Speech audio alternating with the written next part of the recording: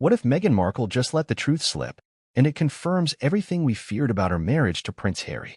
It was supposed to be just another polished media moment, another carefully crafted public appearance that Meghan Markle, the Duchess of Sussex, had mastered so effortlessly since her departure from the British royal family. But this time, something went wrong. Not just a slip of the tongue or an awkward glance, something seismic.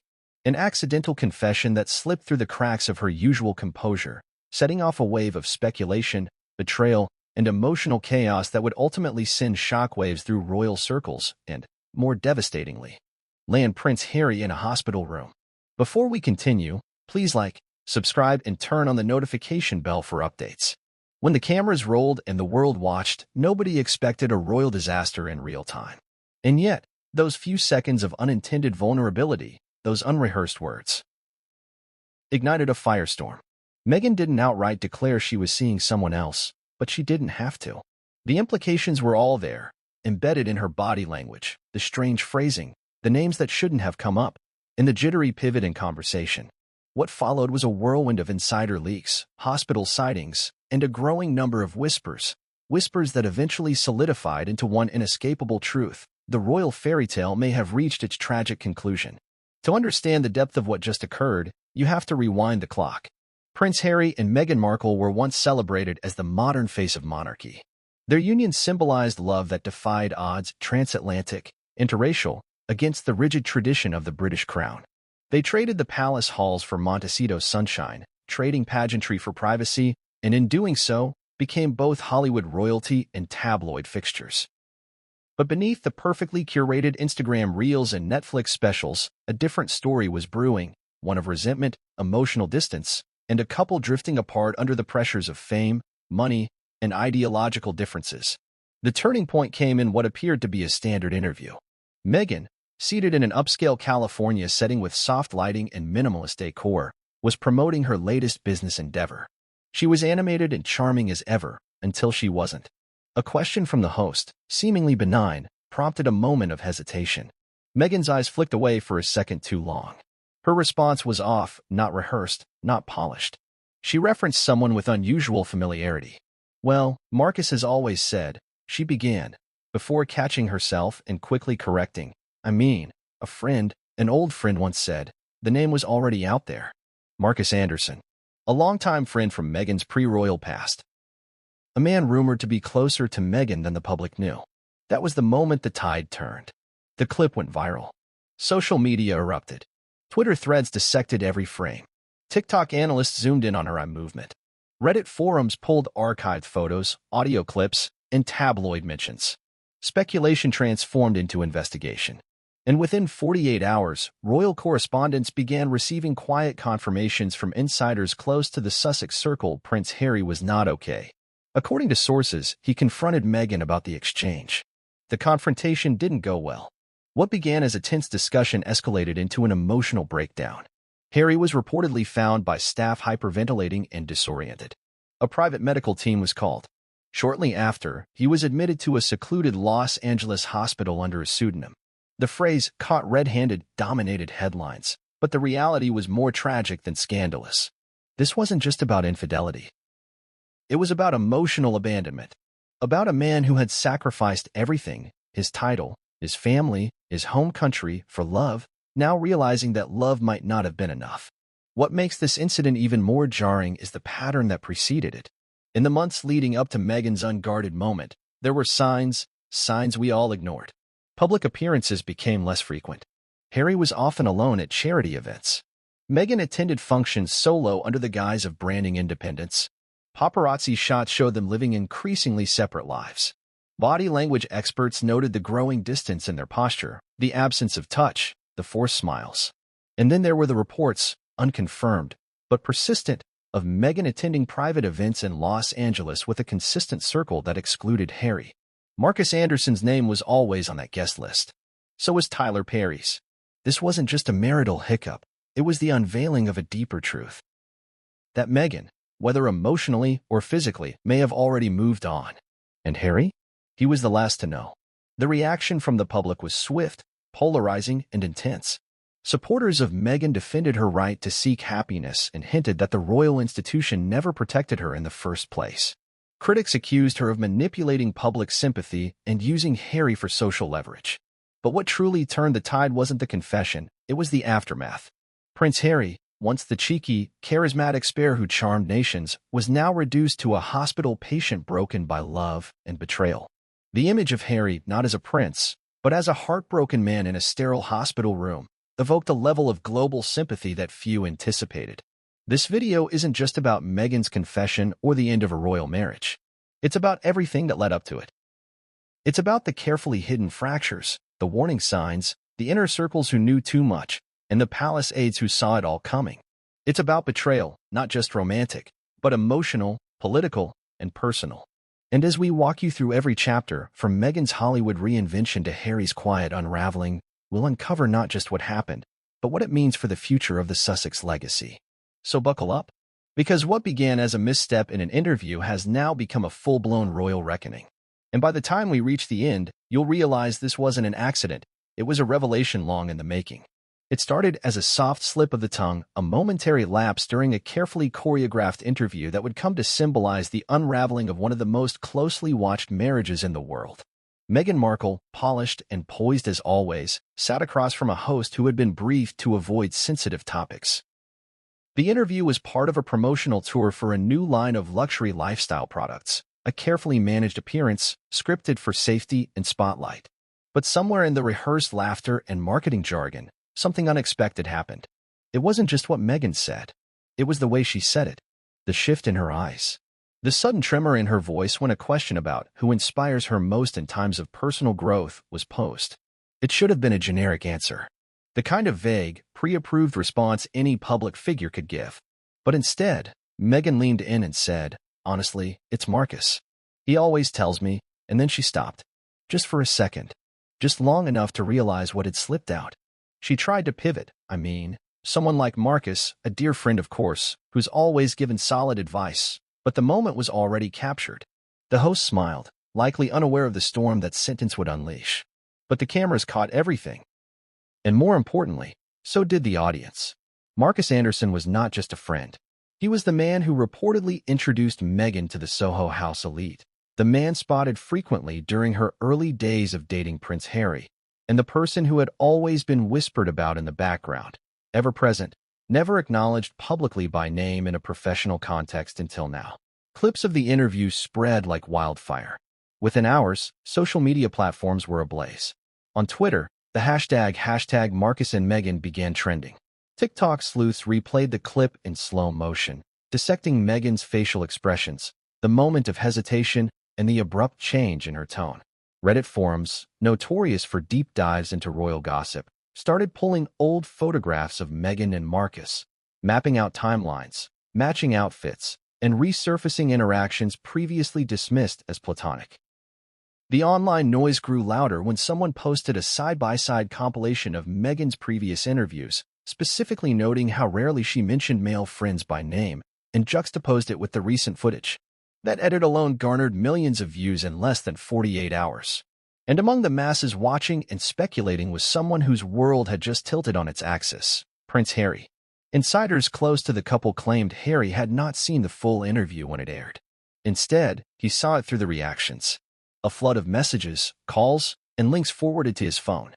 Staff at their Montecito estate reported hearing raised voices behind closed doors.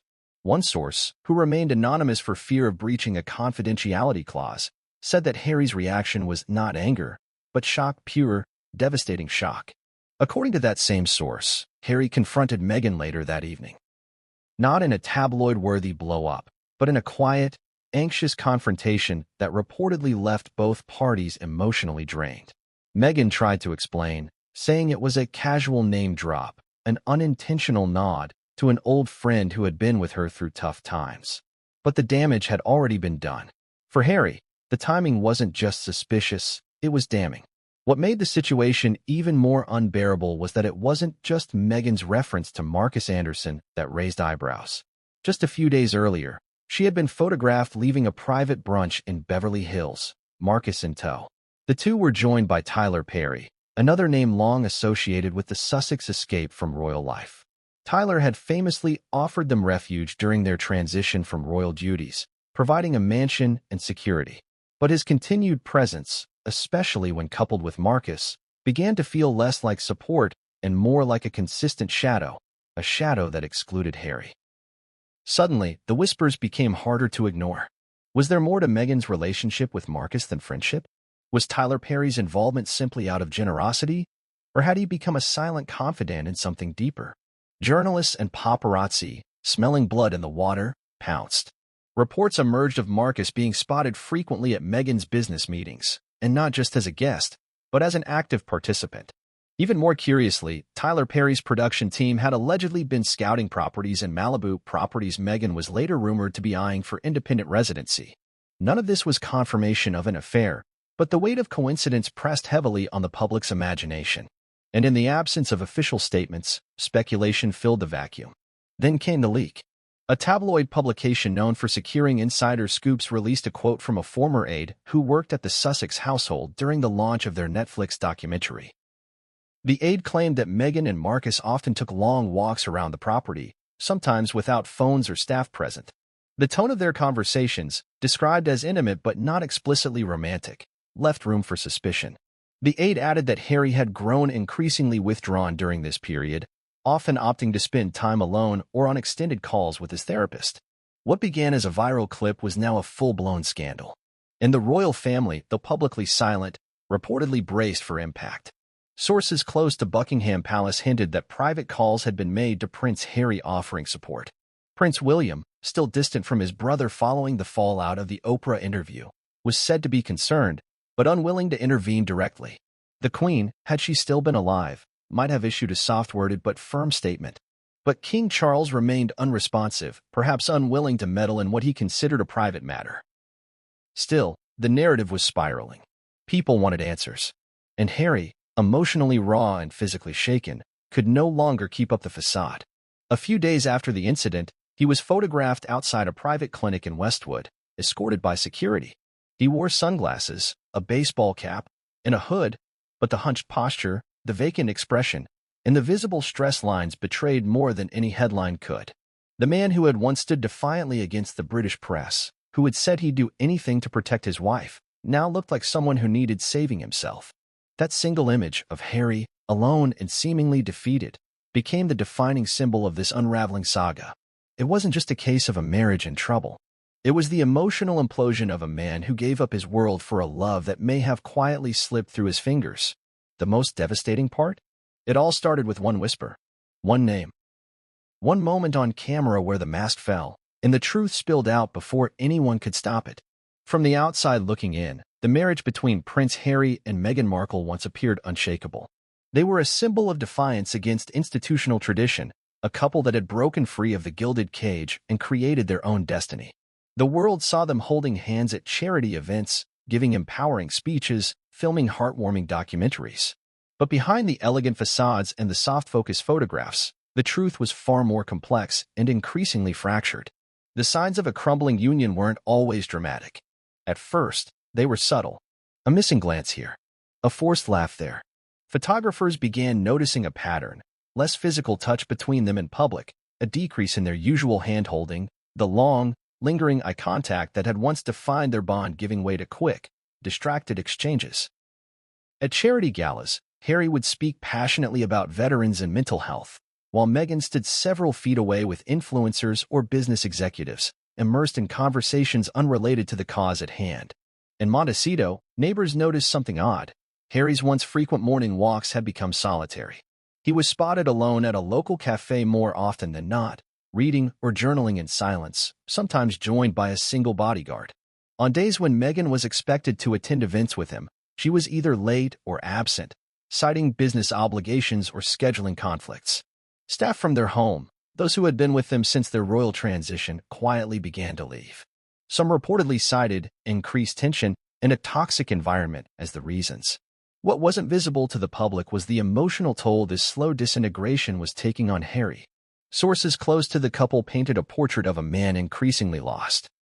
He had given up not just royal duties but an entire identity for a life in California, a world Meghan understood intuitively, but which remained foreign to him. In the early days, Harry had embraced the change, excited by the promise of autonomy and impact. But over time, it became clear that their definitions of freedom diverged. Meghan's schedule became filled with brand meetings, networking events, and production deals. She flourished in spaces where she could shape narratives and build empires. Harry, by contrast, seemed more drawn to introspection, to nature, to the quiet work of healing and purpose-driven advocacy. Their lives, once aligned in vision, began to split down the middle. The Montecito estate they shared, once a symbol of their fresh start, became, to Harry, a fortress of isolation. Privately, friends noticed a change in his demeanor. He was described as more withdrawn, hesitant to speak about Meghan in the glowing terms he once did. During Zoom calls with friends in the UK, he deflected questions about family life and steered conversations back to safe topics like polo, rugby, or environmental work. One longtime friend said Harry had become a man trying desperately to convince himself he's still in control of a story he no longer recognizes. That emotional shift culminated in a tense scene during the production of one of their joint projects. A documentary focused on their philanthropic efforts had reached post-production, but insiders claim Meghan was unhappy with how Harry came across. According to one editor, she insisted on reshoots for scenes where Harry appeared detached or unfocused, believing they didn't reflect the brand image they had cultivated. Harry reportedly resisted, saying he wasn't an actor, and that what was captured was just how things are. It was the first major professional disagreement between them captured behind the scenes, and it allegedly ended with Harry walking off the set. This moment marked a turning point. It wasn't just a matter of differing work styles, it was a philosophical split. Meghan believed in controlling the narrative and shaping perception to match vision.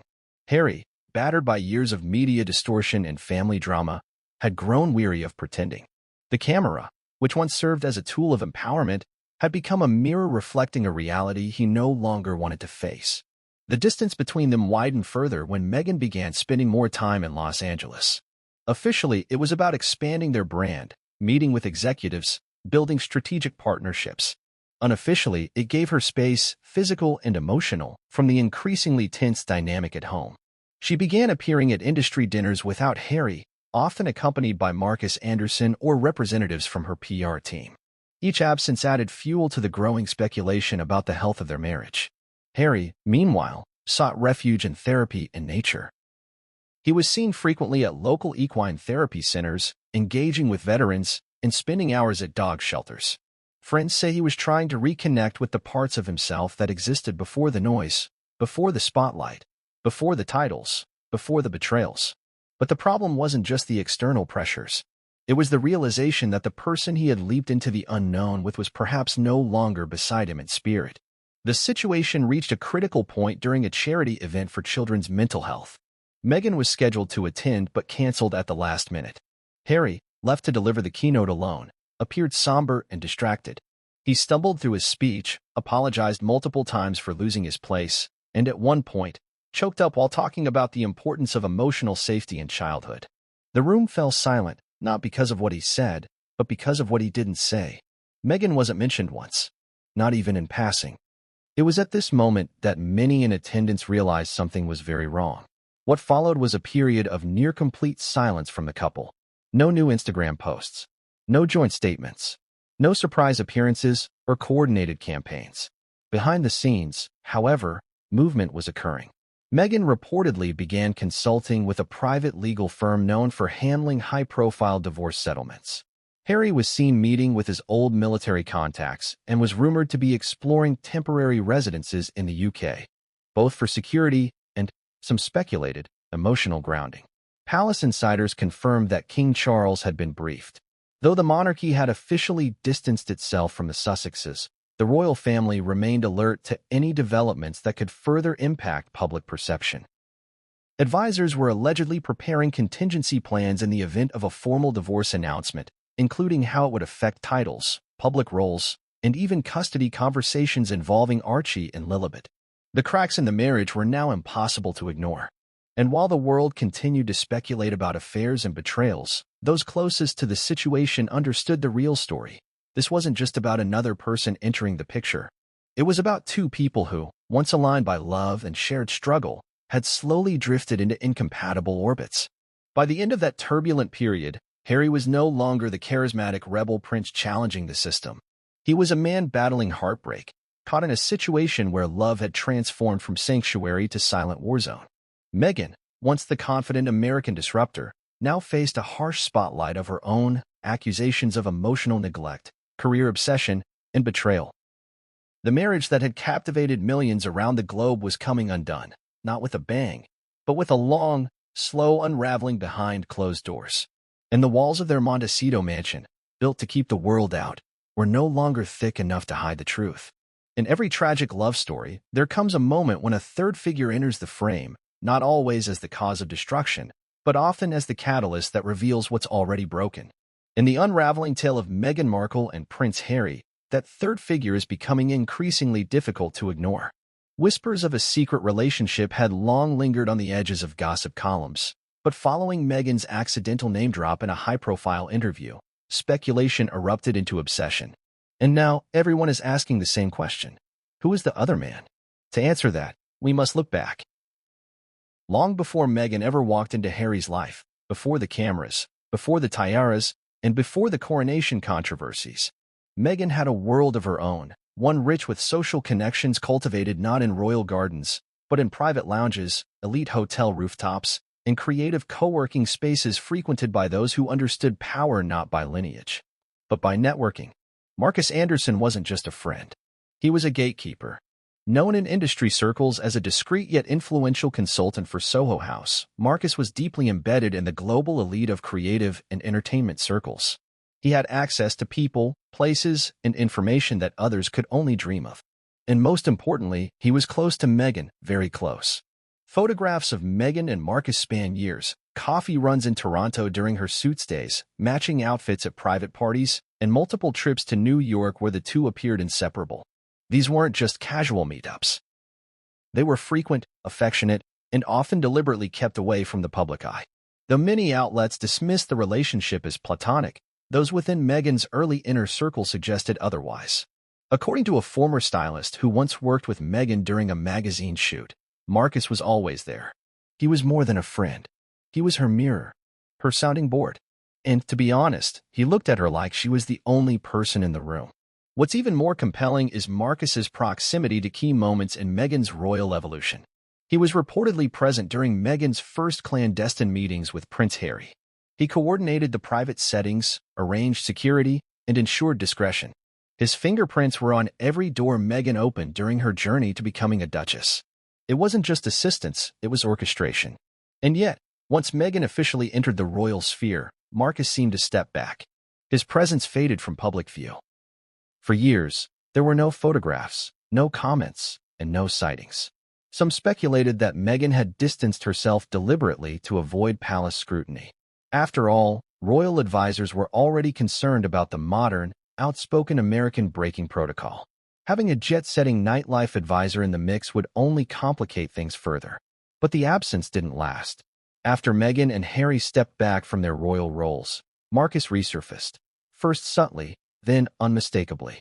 He was seen attending a charity launch with Meghan, spotted behind the scenes of a fashion shoot for her brand, and later linked to meetings with stylists and branding consultants for her lifestyle label. According to one source, Marcus even helped secure a key investor for her business, a man who had previously worked on campaigns for luxury skincare and fashion lines. Then there's Tyler Perry. To the public, Tyler was the angel who offered refuge to the Sussexes when they fled the UK. A man who opened his multi-million-dollar Beverly Hills mansion to the embattled royals, providing them sanctuary and privacy. But within entertainment circles, the narrative was more nuanced. Tyler and Meghan reportedly shared a mutual interest in storytelling, more specifically, in shaping one's personal narrative through media. Tyler understood the power of film, of production, of narrative arcs. Meghan, no stranger to controlling her image, found in him an ally. Yet the proximity between Tyler, Marcus, and Meghan raised eyebrows. While Harry remained focused on causes like mental health and environmental preservation, Meghan was seen attending creative summits, studio screenings, and influencer retreats, often without Harry, but not without Marcus and Tyler. The speculation deepened when a tabloid published alleged footage, never confirmed, but widely circulated, of a late-night Zoom call between Meghan, Marcus, and Tyler. The call appeared to be informal, full of laughter and familiarity. What caught attention was the dynamic. Meghan, relaxed and unguarded, smiling in a way rarely seen since her royal days. She looked at Marcus not as a business associate, but as something more, someone who shared an unspoken history. Adding fuel to the fire was a recent quote from a former assistant who left the Sussex household months before the hospitalization incident. According to this insider, Harry once questioned Meghan about the frequency of her meetings with Marcus. The response, reportedly sharp and defensive, was that Marcus was family and had been there long before the crown. The conversation, said the assistant, ended with Harry retreating to the garden, visibly shaken. Of course, speculation is not proof, but patterns speak loudly, especially when they repeat without explanation. Meghan's recent appearances, with Marcus sitting beside her at closed-door strategy sessions or whispering during luxury brand launches, tell a story, not necessarily of a conventional affair, but of a bond that threatens the foundation of her marriage. Emotional intimacy, after all, is often more destabilizing than physical infidelity. As Meghan's empire expands, Marcus and Tyler remain the only constants. Neither man is married. Both are deeply loyal to her. And both are said to be part of an upcoming production initiative aimed at reshaping Meghan's public image through short documentaries and lifestyle media. Notably absent from the list of collaborators? Prince Harry. It's also worth noting how Meghan's branding subtly shifted in recent months. Her narratives became more about female empowerment, personal evolution, and leaving behind outdated expectations, including, some critics argue, the expectations tied to her own marriage. Her social media captions no longer reference us or we. Her speeches speak of my journey, my path, and my truth. This change, though subtle, did not go unnoticed by Harry. Friends say he began confiding in old army comrades, seeking grounding outside the echo chamber of Montecito. He reportedly expressed confusion over Meghan's new priorities and disappointment at being excluded from strategic discussions. It's like she's writing a new story, one friend recalled Harry saying, and I'm no longer one of the characters. The saddest irony is that Harry once described Meghan as his rock, his lifeline in a world that had turned its back on him. And now, as the pillars around him shift, he finds himself displaced, watching from the sidelines as Meghan's new circle solidifies without him. So who is the other man? Perhaps it's not just Marcus Anderson or Tyler Perry individually, but the emotional infrastructure they represent, a world Meghan controls that Harry doesn't belong to. A world built not on crowns or crests, but on brand deals, media power, and private loyalty. Whether or not there is a romantic element to Meghan's connection with Marcus or Tyler remains unconfirmed. But the emotional reality is this: Prince Harry feels replaced, discarded, and the people now closest to his wife are the same ones who were always just beyond his grasp. It was an ordinary Thursday afternoon in Montecito, at least on the surface. The sun filtered through the tall California trees, casting shadows across the gravel path that led to the Sussex estate. The ocean breeze carried the faint scent of eucalyptus, and the sound of distant waves blended with the gentle chirping of birds. Everything looked serene. But inside the palatial home Prince Harry and Meghan Markle shared, an emotional earthquake was about to erupt. It would begin with a hallway, a door slightly ajar, a sound that didn't belong, and a moment that would change Harry forever. According to a close household source, it began around 3:30 p.m. Harry had returned early from a scheduled visit to a local veterans charity, citing exhaustion. He entered quietly through the side entrance of the house, a route he often used when he didn't want to disturb the staff or make his presence known. The plan was to retreat upstairs, perhaps nap, or take time to process his thoughts. He had been battling insomnia and anxiety in recent weeks. His therapist had advised moments of intentional rest, silence, and disengagement. But what he stumbled upon in that moment ended any chance of peace. As he walked past the media room, he heard laughter, high-pitched, intimate, and unguarded. Not the kind of laughter exchanged between colleagues, but something more personal. He paused. From inside, voices floated out. 2 men, 1 woman. One of the male voices was unmistakably familiar, Marcus Anderson. The other sounded like Tyler Perry. Meghan's voice joined them, relaxed, playful. She was teasing, using nicknames Harry had never heard her say before. There was no script, no caution in her tone. It was, according to the staff member who overheard it from the hallway moments later, the sound of someone completely at home with someone else. The conversation itself wasn't scandalous, no romantic declarations, no obvious betrayals, but it was intimate. They were discussing a recent branding pitch. Meghan spoke about starting over, about how this next chapter is just mine, and how Marcus always knew I had it in me to evolve beyond the past. Tyler responded with supportive affirmations, urging her to own her voice and reclaim the narrative. It might have been harmless to an outsider, but to Harry, listening from behind the slightly open door, it was devastating. Not just because of what was said, but because of how much was being said without him. He pushed the door open, gently but firmly. The conversation stopped mid-sentence. Meghan, caught off guard, turned slowly. Her expression shifted from surprise to discomfort in seconds. Marcus and Tyler remained seated, unsure whether to speak or leave. Harry stood at the doorway, shoulders tense, jaw clenched, his face ashen. "I didn't know we were expecting company," he said quietly, his voice low but firm. Meghan stood and walked toward him, trying to maintain composure. "They were just helping me run through ideas," she said. But Harry wasn't listening. His eyes locked onto Marcus. "Since when does my wife need a team to run her life?" he asked, not accusingly, but with the wounded disbelief of a man watching something slip away. There was a long pause. No one moved. Then Harry turned and left. What happened next was something even Meghan hadn't anticipated. Harry didn't go to his room. He didn't storm off. He walked down the stairs, out the back door, and into the orchard behind the estate. A bodyguard, unsure of what to do, followed at a distance. After 20 minutes of pacing, Harry sat down under a fig tree. Then he collapsed. Not in a dramatic, collapsing to his knees kind of way, but in a slow, quiet surrender. His breathing grew erratic. He clutched his chest.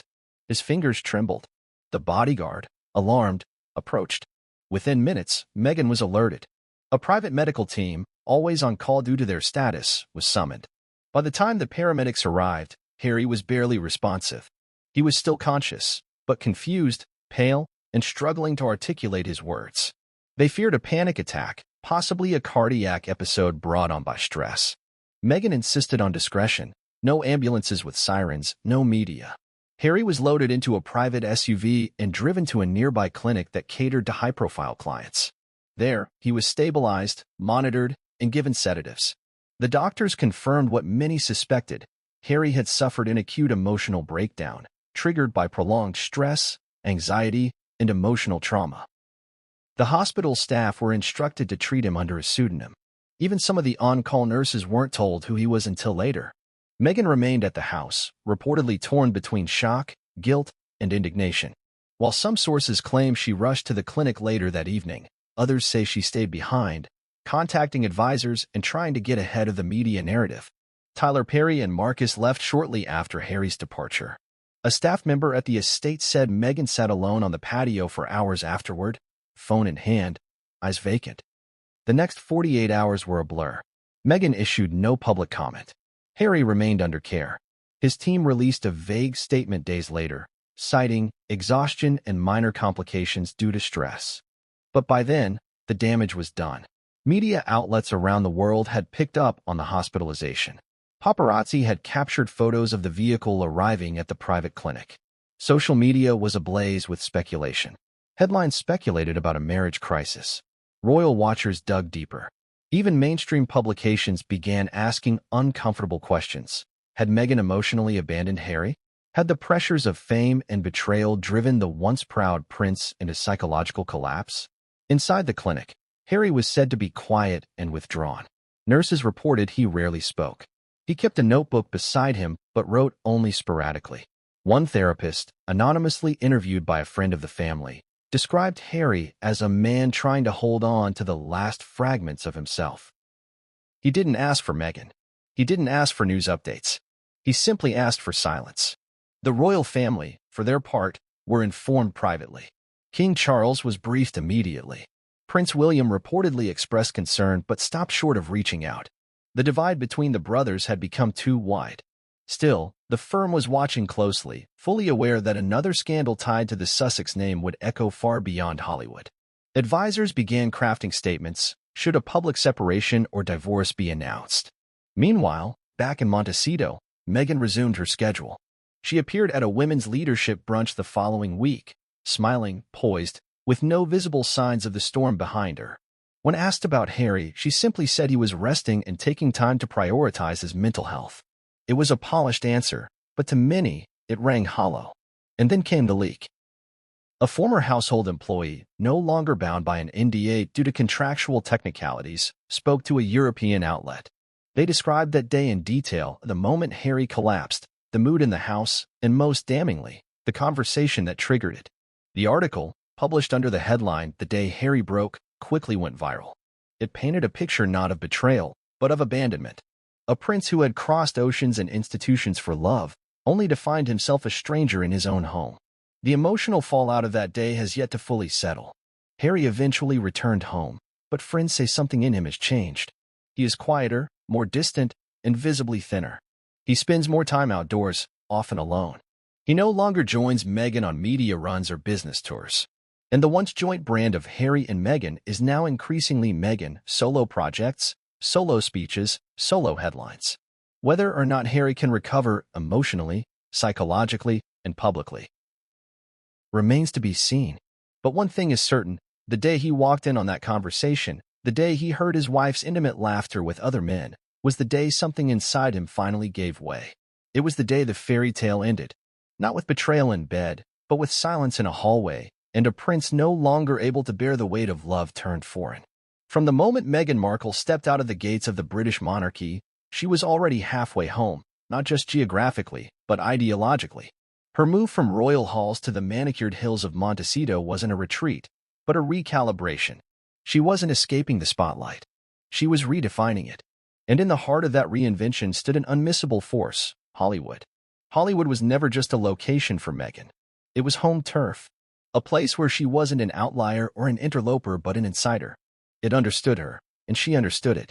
Its rhythms, its politics, its games. While royalty came with constraints, protocol, silence, hierarchy, Hollywood offered something entirely different: narrative control. In that world, power didn't come from lineage. It came from relevance, brand identity, and relationships. And it was in that system that Meghan began to plant deep roots, even as her marriage to Harry slowly began to wither.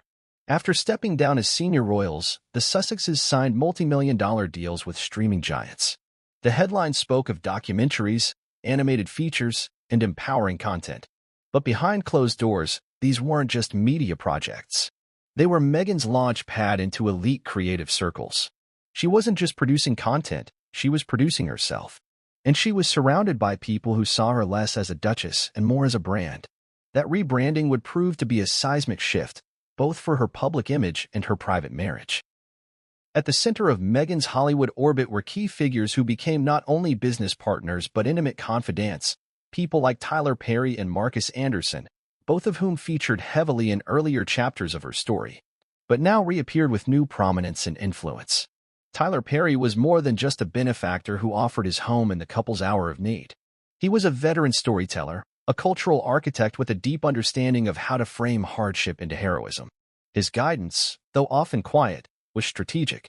According to industry insiders, Tyler began advising Meghan on how to craft narratives that emphasized resilience, independence, and victimhood, a formula that had worked masterfully in his own rise from homelessness to empire. Meghan, with her unique experience in both media and monarchy, was perfectly suited for this approach. She had the trauma, the betrayal, the institutional oppression, and she had the platform to tell it. Marcus Anderson, meanwhile, operated more quietly, behind the scenes. As a fixer and gatekeeper within elite hospitality and media circles, his value to Meghan was tactical. He had access to people who moved global fashion campaigns, who curated guest lists for Cannes, who had the power to shape narratives with a single event invite.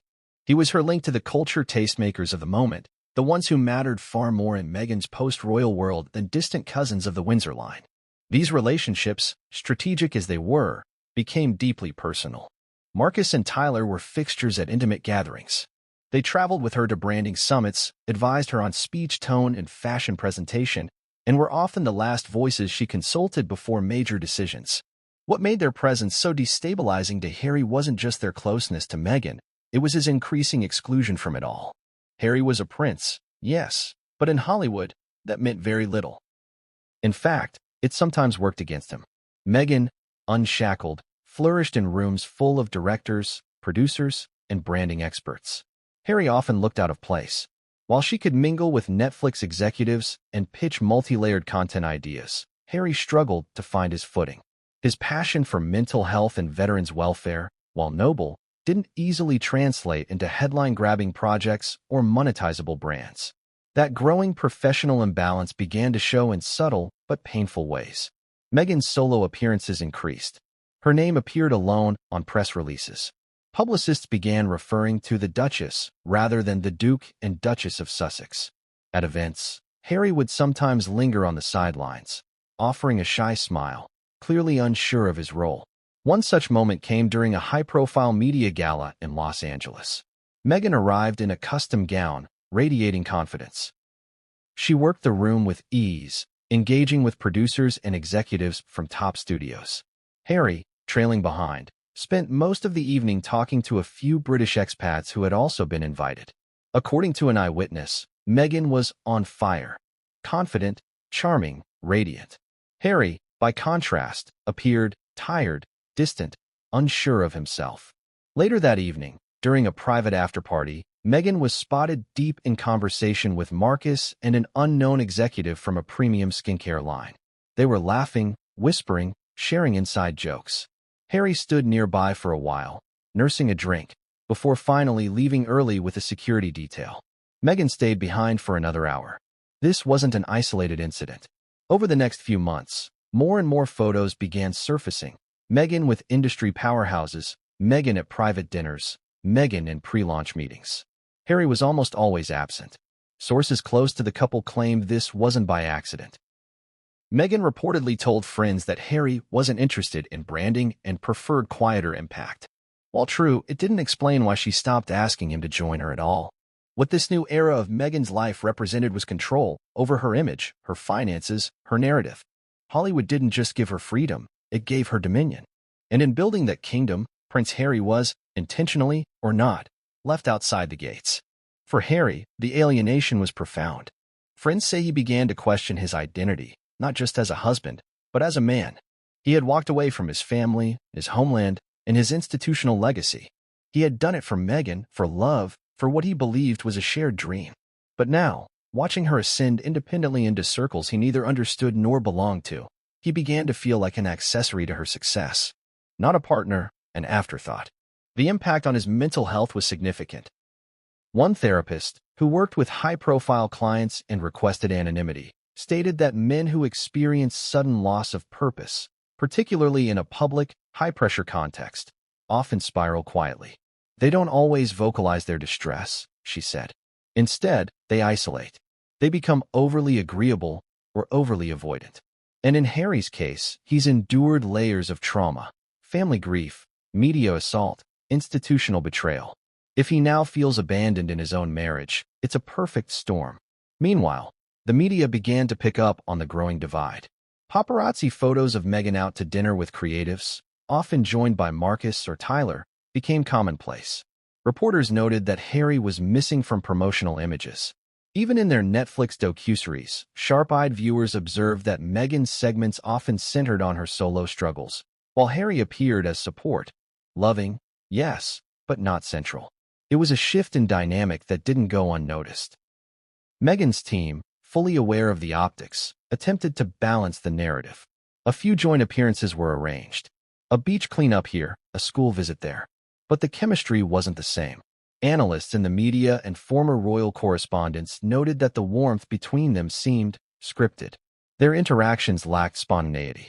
And Meghan, once so clearly enraptured by Harry, now seemed preoccupied. Back in Hollywood, the whispers turned into quiet confirmations. Meghan was no longer just an ex-royal. She was a rising mogul. Deals were being made, partnerships secured, campaigns mapped. Her ambitions were not just surviving, they were flourishing. And through it all, her support system was rooted not in royal tradition, but in Hollywood power, specifically in Marcus and Tyler. Whether their closeness crossed romantic lines remained unconfirmed. But the emotional landscape was already undeniable. Meghan had emotionally moved into a world where Harry did not exist. And for a man who had walked away from one of the most powerful families in the world to build a new life with her, that reality was shattering. The Hollywood entanglement wasn't about infidelity in the traditional sense. It was about the erosion of partnership, the replacement of intimacy with influence, love with leverage. And as Meghan's star rose ever higher on the West Coast, Harry began to realize that the world she was building no longer had space for the man who helped her escape the first one. It always starts quietly. Divorce among the ultra-wealthy and hyper-visible is rarely announced with fanfare. Instead, it leaks in whispers, in subtle moves behind closed doors, and in the mechanical shifting of legal pieces. For Prince Harry and Meghan Markle, it was no different. The emotional collapse had already begun. The public had sensed the growing fracture. But now, behind sealed conference rooms and firewalled emails, the machinery of separation had begun to turn. For months, the signs had been mounting, visible only to those who knew where to look. The first hint was not a scandal or a leaked message. It was legal silence. Meghan's legal team, once heavily tied to joint ventures with Harry, had started attending meetings solo. Notably, in late March, a prominent Los Angeles law firm, one renowned for handling celebrity divorces with brutal precision, was observed updating their confidential client portfolio. Shortly after, two of their top family law attorneys were quietly assigned to a high-profile but sealed separation advisory. While names weren't mentioned, insiders in the legal circuit began connecting the dots. Then came the real estate moves. One of the most telling early steps in any high-profile divorce is property division. According to a private real estate consultant familiar with celebrity asset management, the Montecito estate, purchased jointly and previously held under a dual trust agreement, underwent a legal restructuring. Meghan's representatives filed a document requesting partial segmentation of living quarters for valuation purposes. On paper, it was described as a reassessment for business-related property differentiation. But to experts, the message was clear. They were preparing for asset division. Harry, in turn, was said to be exploring UK property options under a new corporate name. Not a full-time return to England, but what sources described as emergency landing arrangements. One of his former aides confirmed he had been inquiring about security protocols and residency requirements for temporary stays. There was no royal estate mentioned. This wasn't about reclaiming titles or family proximity. It was about emotional refuge, about needing a place that wasn't dripping with branding, negotiations, and scripted content. Privately, the legal consultations turned heavier. Custody conversations, while still hypothetical, began creeping into the dialogue. Archie and Lilibet, the children born into a hybrid existence, half royal, half Hollywood, became central to these early conversations. Meghan's camp, fiercely protective of her public image, sought full physical custody, citing primary caregiver history and logistical centrality due to her business being rooted in California. Harry's team, however, pushed back with concerns about isolation, emotional well-being, and access to extended family members. The war was not over money.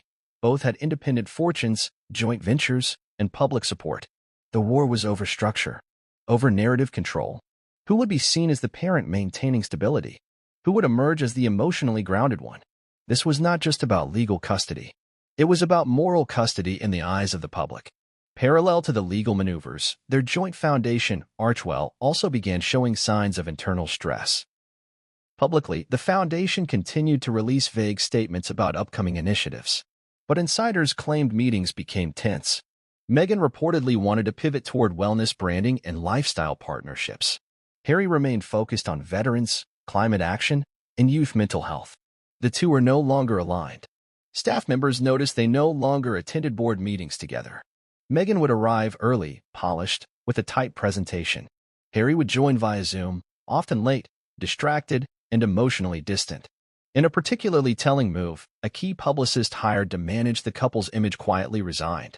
She had worked closely with both, but allegedly confided to friends that they're not on the same page, and the facade is getting harder to manage. The resignation was never announced. She was replaced within a week by a firm known for managing high-stakes celebrity divorces and controlling narrative fallout during public separations. These shifts didn't go unnoticed in elite media circles. Journalists who had long-standing relationships with the Sussexes began digging deeper. Tabloids speculated. Reputable newspapers hinted. Yet still, no statement came. Both parties remained outwardly silent. Meghan attended a few solo events, maintaining her public presence with grace. Harry disappeared from public view entirely, said to be spending time in therapy and recovery. Then came the paperwork. Leaked by an anonymous source within the LA County Clerk's office, an internal document emerged, a case file marked confidential, associated with property reassignment and spousal interest negotiation. The names were redacted, but the legal identifiers and signature dates lined up exactly with the Sussex estate filings. Legal analysts who reviewed the document stated, "This isn't rumor control anymore. This is preparatory action." Once leaked, the court frenzy began. Media outlets scrambled to verify, to confirm that divorce wasn't just speculation but inevitability. Neither Meghan nor Harry responded. Their teams offered no denials, only no comment, which in this media landscape confirmed more than it concealed. What followed was a race to manage optics. Meghan's camp activated a soft-pitch strategy, arranging quiet leaks to friendly outlets suggesting she was focusing on the children, deeply hurt by mischaracterizations, and working hard to shield Archie and Lilibet from the public chaos. Her appearance at a children's literacy fundraiser days later featured carefully timed photo ops with kids and educators, a subtle nod to her maternal role and emotional priorities.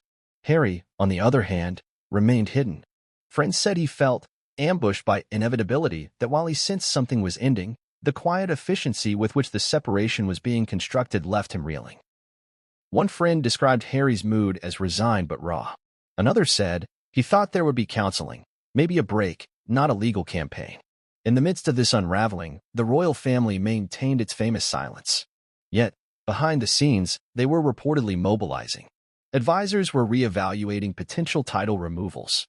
Lawyers were assessing what a formal Sussex divorce would mean in terms of royal branding, financial agreements, and public backlash. Prince Charles, now King Charles, remained publicly indifferent, but sources claimed he ordered daily briefings on the matter. Prince William, while still estranged from Harry, allegedly offered a private message: "If you need a place, the door is open, but not the stage." Perhaps the most symbolic moment came when the Sussex monogram, H&M intertwined, was quietly removed from joint correspondence by their team. Emails and press releases, once sent under a single header, were now distributed separately. From the office of Meghan, the Duchess of Sussex began appearing. Harry's digital presence, meanwhile, faded into absence. The divorce machinery was no longer just in motion, it was accelerating. And for a couple who once stood on the world stage as a united force against tradition and tabloid tyranny, the irony was piercing. Their separation would now be driven by the very forces they once sought to control: media, law, and perception. The British monarchy has weathered wars, abdications, divorces, and scandal. Yet nothing in its thousand-year reign quite prepared it for the unpredictable storm brought on by the Duke and Duchess of Sussex. What began as a fairy tale wedding watched by millions had spiraled into a modern tragedy of global scale. And now, with the very real prospect of a public, drawn-out divorce between Prince Harry and Meghan Markle, the palace found itself in a familiar but far more dangerous position: containment mode. To the public, the firm, as it is known internally, projected calm. No statements, no reactions. But behind the ancient stone walls of Buckingham Palace and the quiet corridors of Clarence House, a different story unfolded. There was no chaos, at least not in the visible sense, but there was urgency, and more than anything, there was fear. Because unlike past royal separations, this wasn't about two people quietly parting ways. It was about the potential implosion of a narrative the monarchy had tried desperately to control since 2020. The first emergency meeting was held within hours of the leaked legal filings. While the documents didn't name Harry and Meghan explicitly, the identifying details made their implication undeniable. The Lord Chamberlain, several senior royal advisors, and King Charles himself convened in what insiders described as a strategic security briefing, one that mixed media, legal, and reputational concerns into a single volatile dossier. At the center of the panic was a singular fear: Meghan might speak again. In previous interviews, most famously the one with Oprah Winfrey, Meghan had not only peeled back the veneer of royal life, she had ripped it apart. Accusations of racism, institutional neglect, and emotional abandonment had shocked even the most hardened monarchists. The palace had underestimated her once. They were determined not to do so again. According to insiders, King Charles's primary concern was narrative control. He wasn't worried about the personal implications of his son's divorce. He had already distanced himself emotionally. What he feared was another media avalanche that painted the monarchy as toxic and archaic. The Sussexes still retained global sympathy, especially among younger, more progressive audiences. If Meghan weaponized that platform again, the monarchy could be looking at a sustained reputational crisis, one that would bleed into international diplomacy and public funding debates. To counter that threat, the palace moved swiftly. PR firms with expertise in crisis management were discreetly engaged. A select group of journalists, those considered sympathetic or on side, were briefed with prepared talking points. Articles began appearing in the British press, subtly shifting the narrative. These pieces did not attack Meghan outright. Instead, they framed Harry as a man broken by the pressures of fame and love, subtly implying that the decision to leave the royal family had taken a heavier toll on him than anticipated. The subtext was clear. Harry's current pain was not caused by the institution, but by what he left it for. Simultaneously, palace aides began reviving efforts to bolster the image of Prince William and Princess Catherine. More frequent public appearances, more engagements with diverse communities, more soft-focus interviews about parenting and duty. The goal was twofold: recenter public focus on the line of succession and draw a visual contrast between royal stability and Sussex volatility. Queen Camilla, who had long kept her distance from the Harry-Meghan controversy, reportedly advised Charles to let the storm pass. But even she, according to a courtier, was visibly tense during morning briefings. She's seen this kind of scandal before, but not at this scale, the source said. The internet has changed everything. There's no controlling it now.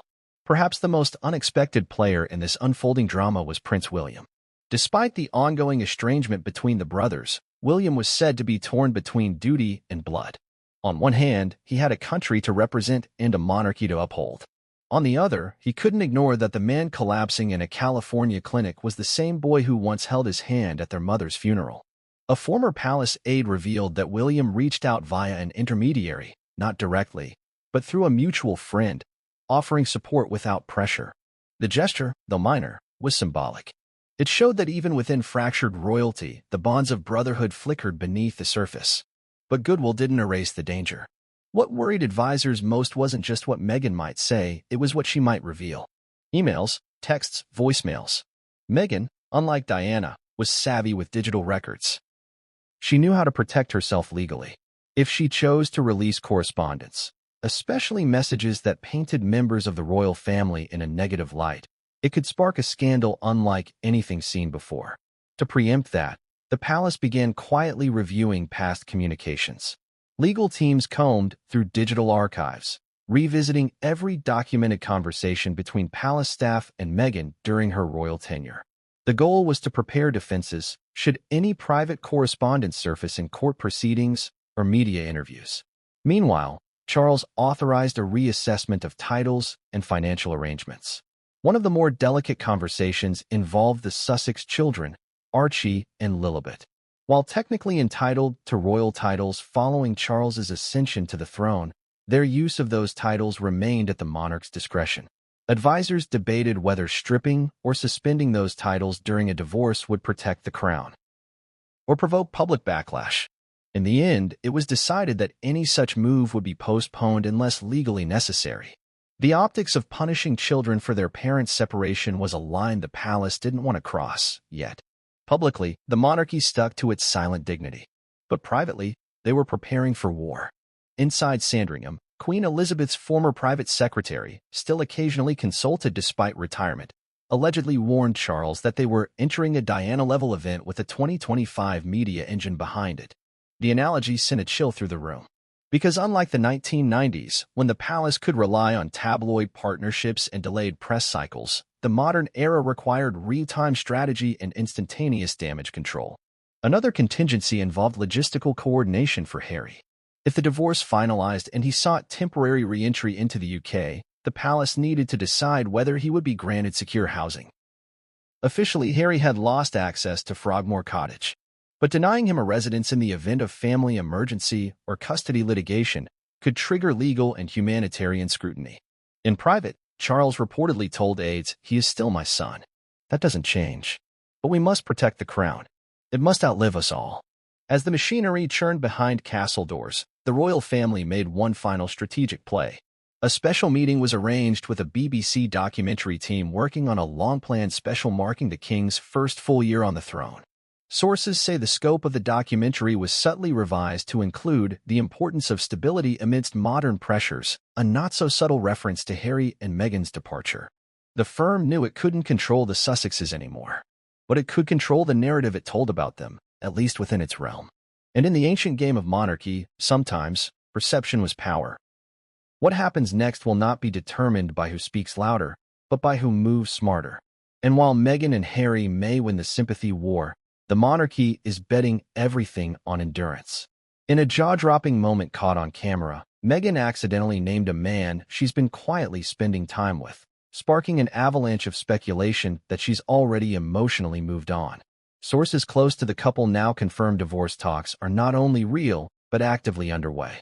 Tonight, we break down the shocking moment that triggered Prince Harry's breakdown, the hidden network of influencers behind Meghan's reinvention, and what this all means for their children, their legacy, and the future of the Sussex brand. Stay with us. This story goes deeper than anyone expected.